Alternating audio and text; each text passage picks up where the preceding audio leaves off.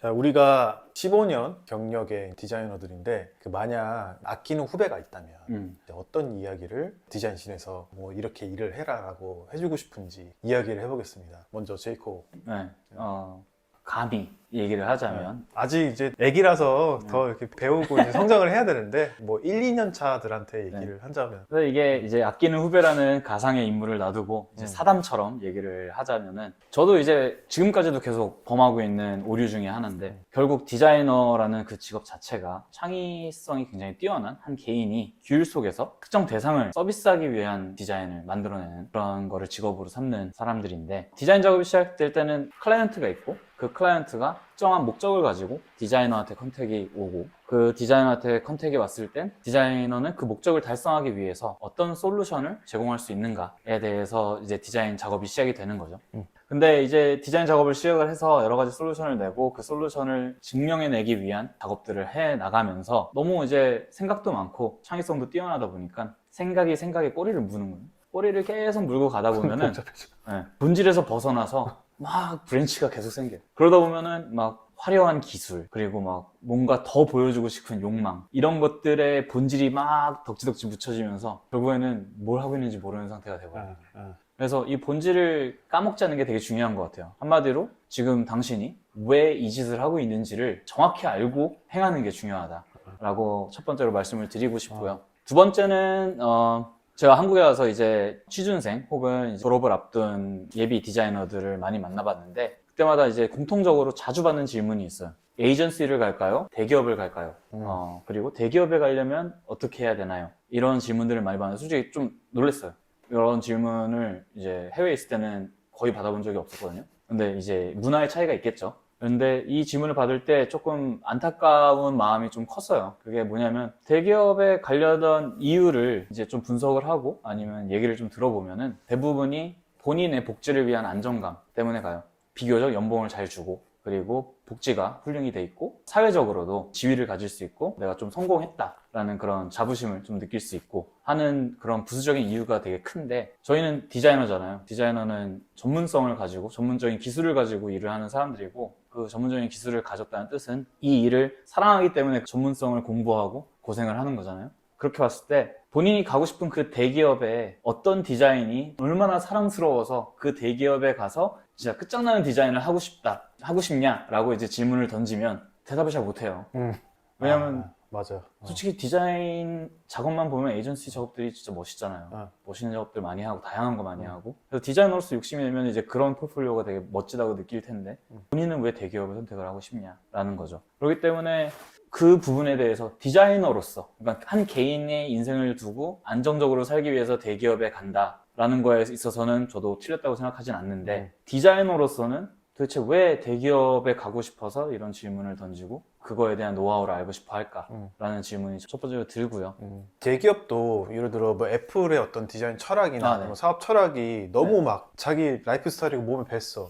그리고 그거에 너무 공감하고 그렇게 하고 싶은 사람이라면 그런데 가야죠, 대기업에. 근데 에이전시도 그런 게 있는 것 같아. 그 아무리 예쁘게 만드는 것도 중요한데 그거를 사업화 시켜서 돈이 벌리게 하는 어떤 디자인을 하는 에이전시가 있고 약간 아티스트적인 에이전시가 있잖아요. 그러니까 자기가 어떠한 성향의 디자이너인지 파악을 하고 아티스트적으로 갈 건지 아니면 이제 상업적인 어떤 디자인의 그 정점을 찍을 건지에 대한 것들을 파악을 한 다음에 어디 가고 싶다라는 게 결심을 해야 되는데 그게 아니라 그냥 막연하게 그냥 경제적 안위를 위해서 생계를 위해서 어디를 가야 될지를 그냥 좀 만연하게 물어보는 거 아닌가라는 생각이 돼요. 그러니까 가고 싶은 목적이 무엇이냐 것 같아요. 아까 얘기한 것처럼 진짜 뭐 그 대기업의 철학, 팀의 규모감, 대기업의 어떤 것들을 맡으면서 더 많은 사용자들에게 노출될 수 있는 그런 보람 이런 것들도 있을 수 있는데 그게 이유로 드는 사람들은 많이 못 봤어요.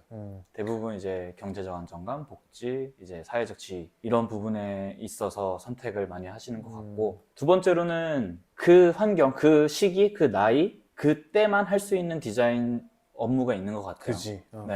있죠. 그래서 이제 사회 초년생이고 이제 막 졸업하시는 분들을 보면은 눈이 반짝반짝 하잖아요. 뇌도 말랑말랑해서 습득력도 빠르고 손도 빠르고 체력도 좋고 밤을 새도 막 열정도 막 불타 올라가지고 막 뭘 해도 다 할 수 있을 것 같고 이런 시기가 있는데 우리도 그랬고. 그쵸, 저도 그렇고 우리도 그랬고. 우리도 그랬고 그 시기를 이렇게 조용하고 정적인 안정감 있는 대기업에서 큰 조직의 하나의 부품으로서 그 시기를 소비하고 싶냐라고 했을 때 좀 아쉬워요, 그건. 그래서 이런 다양한 것들을 하고 그리고 또 하나는 이 사회 초년생으로서 할 수 있는 실수들이 있어요. 용서되는 실수들이에요. 모두가 이제 경험이 있고 경력자들은 이 시스템 안에 되게 녹아들고 여기에 적응을 하고 이런 게 작동이 된다라는 거를 이미 알고 있기 때문에 그 틀 안에서 잘 벗어나진 않아요. 안정적이기 때문에. 근데 사회 초년생으로서 뭔가 팡팡 튀는 아이디어를 내고 되게 비현실적이어도 재밌는 도전을 하고 실수도 하고 했을 때 용서가 되거든요. 이제 신입이니까 야 이런 아이디어를 냈어 재밌네. 근데 이거는 작동을 안 해. 왜냐면 이래서 작동 안 하는 거. 근데 이 아이디어는 진짜 좋은 아이디어인 것 같아. 다음에 사용할 수 있으면 사용해보자. 이런 식으로 이렇게 넘어가는데 만약에 제가 제 위치에서 그런 말도 안 되는 뭔가 아이디어를 내면서 막 제시를 했다? 그러면 저는 이제 바로 감 떨어졌네. 이제 징계가 들어오는 거죠. 이제 그거 뭐 하는 거야?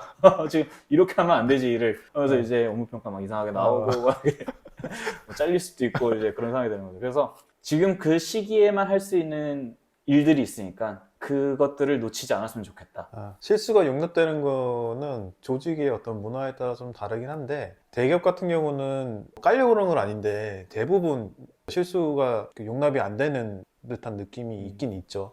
그 생각을 하고 저는 이런 얘기를 하고 싶어요. 이 일을 생각했을 때 옛날이랑 현재랑 좀 다른 게 예전에는 그냥 예쁘게 만들면 된다라고 생각했는데 이 조사와 연구를 통해서 사용자의 행동 패턴이나 뭐 이런 것들을 분석하고 그 가설을 세우고 그 목적과 목표를 설정해야 되는 일이라고 생각하거든요. 디자이너들도. 그랬을 때 그냥 문서로 끝내면 좋겠지만 뭐 여기서 또 이걸 감각적으로 직관적으로 수강시켜야 되잖아요. 네. 그래서 저는 뭐 비유를 하자면은 마치 악보를 그리고 그걸 듣기 좋은 음악으로 만드는 것 같다고 생각을 하는데 디자이너가 이제 악보도 그려야 되고 이제 연주도 해야 되는데 이걸 조화롭게 해야 되잖아요. 네. 결국 뭐 악보도 좋고 보기도 좋고 뭐 연주도 잘했어. 이게 조화롭지 못한 하모니를 만들면 결국에는 버려지는 디자인이 되잖아요. 그러다 보니까 결국엔 소비하고 싶은 디자인이냐 아니냐로 결정이 네. 나는 것 같거든요. 그랬을 때는 이게 좀 이런 가설도 세우고 전략도 세우고 이런 것도 다 중요한데 직감도 되게 중요하다. 그 휴리스틱한 것도 되게 중요하다. 그 감각을 어떻게 뭐랄까 더 예민하게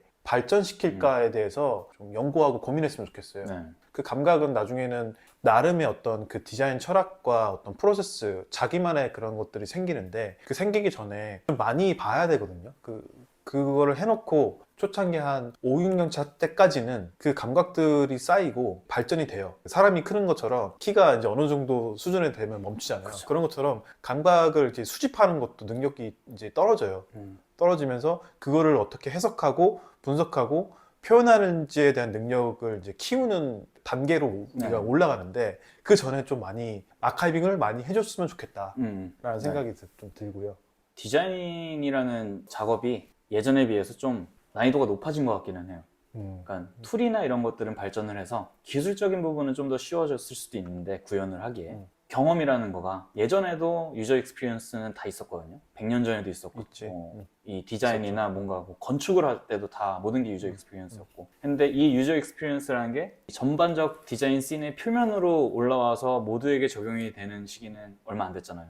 그러다 보니까 예전에는 아까 말씀하신 것처럼 진짜 그냥 보고 매력적으로 느낄 수 있는 디자인만 했으면 괜찮았는데 이제는 경험까지 더해야 되는 거예요. 그러니까 한마디로 내가 가설을 세우고 상상을 해서 내보내고 끝나는 게 아니라 가설을 세우고 상상을 해서 뭔가 만들어서 내보냈는데 그 경험이 안 좋으면은 다시 고치는 그리고 그 경험을 토대로 뭔가 다시 개선을 해야 되는 프로세스가 더해졌다고 볼 수가 있는 거죠. 어떻게 사용하는지까지 신경 써줘야 되는 상황이 된 거죠. 그 디자인 기술은 그냥 시간이 지남에 따라서 편리해질 거고 그리고 편리해지지 않아도 그냥 계속 하다 보면 늘어요. 근데 그 디자인 기술에 대한 어떤 책을 뭘 볼까 이런 것들을 좀 많이 물어보는데 그거보다 저는 이런 얘기를 해요. 인문학을 좀 해라 아니면 철학을 공부해라 아니면 심리학 혹은 뭐 경제학 뭐 행동경제학 이런 것들을 봐라 라고 얘기를 하거든요. 그 이유가 우리가 삶을 살면서 자기 자신의 관점으로만 경험, 체험을 하는데 인문학이나 이런 그런 다양한 어떤 문학을 접하고 콘텐츠를 접하면서 감각이랄까 감각 기관이나 그리고 관점들이 여기저기 옮길 수 있는 어떤 능력을 채집할 수 있거든요. 그래서 저는 오히려 디자인 기술을 성장시키기 위해서, 발전시키기 위해서 학원을 가라, 뭐 책을 봐라 이런 거 하기보다는 좀 다른 분야로 좀 많이 좀 집중해서 공부를 해라라고 얘기를 하고 합니다. 네. 저도 100% 동감합니다. 네. 그래서 에이전시나 대기업 이런 얘기도 했었는데 스타트업도 좀 얘기를 해보고 싶어요. 스타트업 같은 경우는 아까도 대기업의 비전에 공감하면 거기 가는 게 맞다고 얘기한 것처럼 스타트업도 그 스타트업의 비전에 공감하면 가라. 왜냐면 여기 같은 경우는 커리어가 잘못하면 꼬이거든요. 이것저것도 다 되게 해야 될 것도 많고 빠르게 움직이는 조직 문화가 있다 보니까 디자이너가 갑자기 마케팅 할 수도 있고 뭐 갑자기 디자이너가 PM을 하는 경우도 있고, 그래서 비전과 조직을 사랑할 수 있을 것 같은 스타트업이면은 추천한다. 근데 아니면 웬만하면 가지 말아라. 스타트업이 더 인재 채용하기 어려워지는 거 아니에요? 근데 그렇게 되면 스타트업도 그 시내 안에서 이제 비전을 더 강력하게 만들 거고, 이게 홍보성 비전이 아니라 진짜 그 진정성 있는 비전을 더 강렬하게 더 얘기를 해줄 수 있지 않을까 싶고, 업계, 경제 시장에서 긍정적으로 작용하지 않을까 생각을 합니다. 그러면 여기까지 후배들에게 우리가 해줄 수 있는 이야기에 대해서 짧게 얘기를 해봤습니다. 계속 쓸모있는 기록 콘텐츠로 찾아뵙겠습니다. 감사합니다.